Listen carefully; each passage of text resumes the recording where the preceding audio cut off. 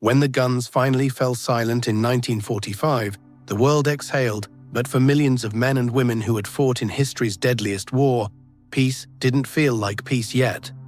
The victory parades and headlines declared, "The war is over." But for those who'd lived through it, the war inside them would take much longer to end. In May 1945, Europe lay in ruins. Cities were rubble, rail lines twisted and broken. The smell of smoke and burned metal still clung to the air. The Allies had won, but millions of soldiers, American, British, Canadian, Australian, and others, were still scattered across continents. They'd toppled fascism, liberated nations, and paid for it in blood. Now they faced a new mission: going home. For the United States alone, more than 16 million Americans had served in uniform during World War II. Getting them home was not just a logistical challenge, it was the single largest movement of people in human history. It would take a year of non-stop effort, thousands of ships and aircraft, and the coordination of every major Allied port and rail system. The operation had a name: Operation Magic Carpet. It began officially on September 6, 1945, just 4 days after Japan signed the surrender that ended the war. The mission was straightforward but massive: bring every American service member home, as quickly and safely as possible. The war's end didn't mean everyone could just board a boat and sail home the next morning. Many were still stationed across Europe and the Pacific in occupation duties, rebuilding shattered nations or guarding supply lines. Others were in hospitals, wounded or recovering. Ships had to be refitted, flight paths opened, ports repaired. Imagine the scale: over 8 million people, soldiers, sailors, nurses, and airmen, waiting to cross oceans. To make it work, the US military commandeered every available vessel: aircraft carriers, destroyers, merchant ships, even luxury liners. The Queen Mary, the Queen Elizabeth, the SS America, all converted to troop transports. Aboard each one, thousands of men were packed into bunks stacked 5 high, the air thick with the smell of sweat, salt water, and anticipation. The return began slowly. Ships loaded from European ports: Le Havre in France, Naples in Italy, Antwerp in Belgium, each carrying thousands of soldiers back across the Atlantic. Every day, new waves of ships left for New York, Boston, and Norfolk. For the soldiers, the journey home was a strange in-between state, neither war nor peace. Some played cards, others stared silently at the sea. Many didn't know what waited for them on the other side. They had left home as boys. They were returning as men who had seen too much. One private wrote in his diary aboard a transport ship, "I've dreamed of this moment for years, but now that it's here, I'm afraid.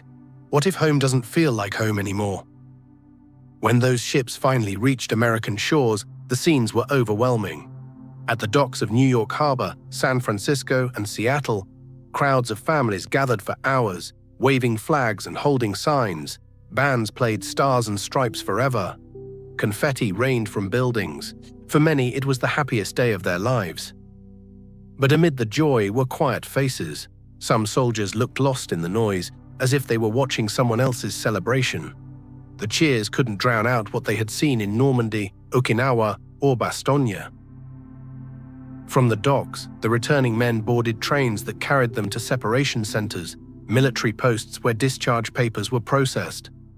Fort Dix in New Jersey, Camp Kilmer, Fort Lewis, and dozens of others became transition points between war and civilian life. There, soldiers turned in their rifles, their helmets, their uniforms, the last symbols of the life they'd lived for years. And then suddenly, they were civilians again. For many, that moment of freedom came with an unexpected emptiness. After years of orders, missions, and brotherhood, civilian life felt disorienting. One day you're a staff sergeant responsible for men's lives. The next day, you're standing on a train platform with a duffel bag, wondering what to do next. The United States had prepared for this massive return with the GI Bill of Rights, signed in 1944.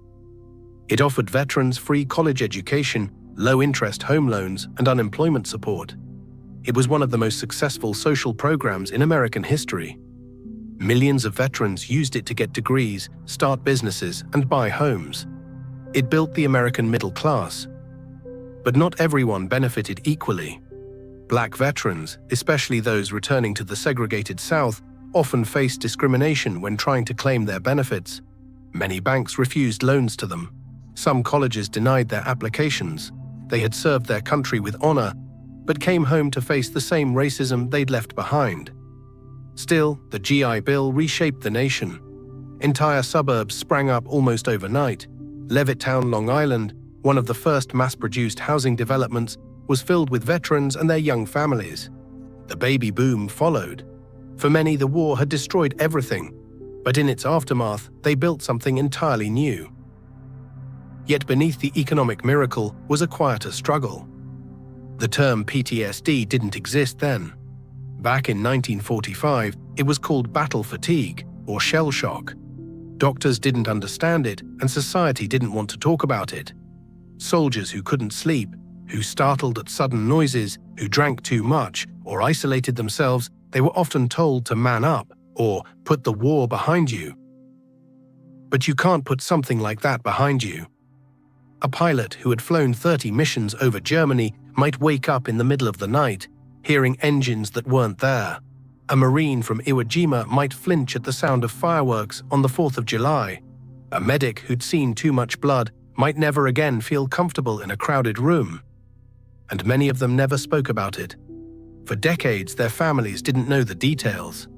They were part of what historians later called the silent generation of veterans men who carried their war privately, without complaint, without words. But while some struggled, others found purpose in rebuilding.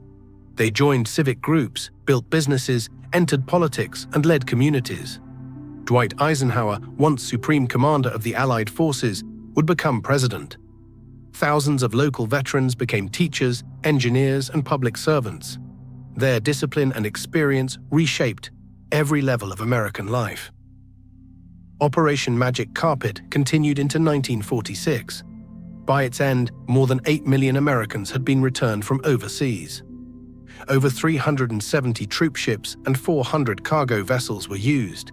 In December 1945 alone, nearly 700,000 soldiers arrived home in a single month, the largest monthly demobilization in U.S. history. But it wasn't all smooth. The scale of the return overwhelmed ports and railroads. At times, soldiers were stranded for weeks waiting for ships.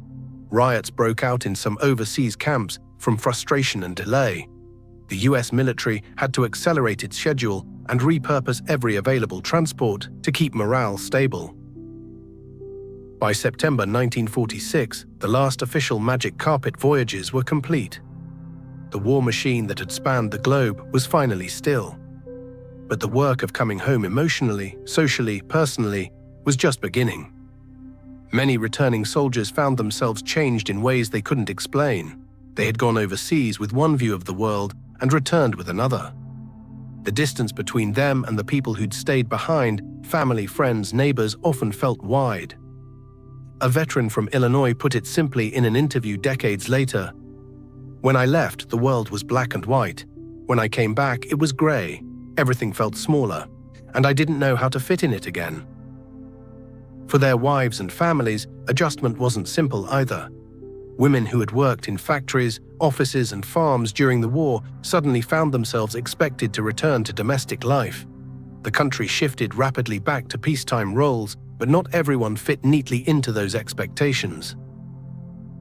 And yet, out of that uneasy transition, the foundation for post-war America was built: the highways, the suburbs, the universities, the economy that would define the next 50 years.